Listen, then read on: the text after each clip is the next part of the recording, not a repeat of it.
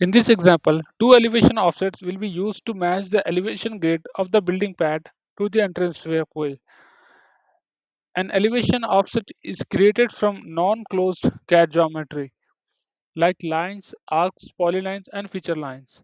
The start and end point of the CAD geometry will define how the elevation offset is applied. To create the CAD geometry, use a line or simple polyline. From the start point, pick a location on the grading object that you want to get the start elevation from. For the endpoint, pick a point on the grading object or snap to the CAD geometry where you want the end elevation to find. Repeat the same steps for any additional elevation offsets that you want to add to your drawing to your grading optimization project. To assign elevation offset, use the grading objects tool palette. When prompted to select object, pick the CAD geometry. You could assign multiple elevation offset at the same time using the default naming template. In the elevation offset properties, you can set a fixed elevation difference or use a minimum and maximum constraint. To match the elevation between adjacent grading, you can set the fixed elevation offset to 0. Select the color that you want to apply to the elevation offset to confirm that they have been tagged. To better distinguish the elevation offset, use a logical name for each grading object.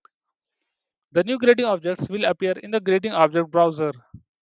When you're all set, proceed to optimize the grading.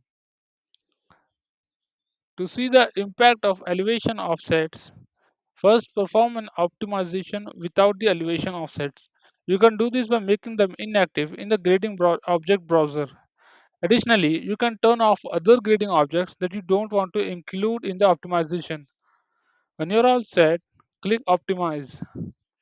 Allow the optimization to work for a while so you can see the separation between the building pad and the walkway.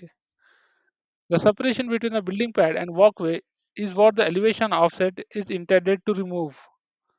Stop the optimization so you can activate the elevation offsets. Reset the optimization model, then make both of the elevation offsets active and re-optimize the model. Watch how the building pad and walkway entrance are more closely aligned. As the optimization progresses, the two grading objects will continue to get closer and they eventually match grades.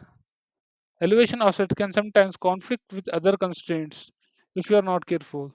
Make sure to take into account the maximum grade between non-connected gradings so the elevation offset does not violate the slope constraints.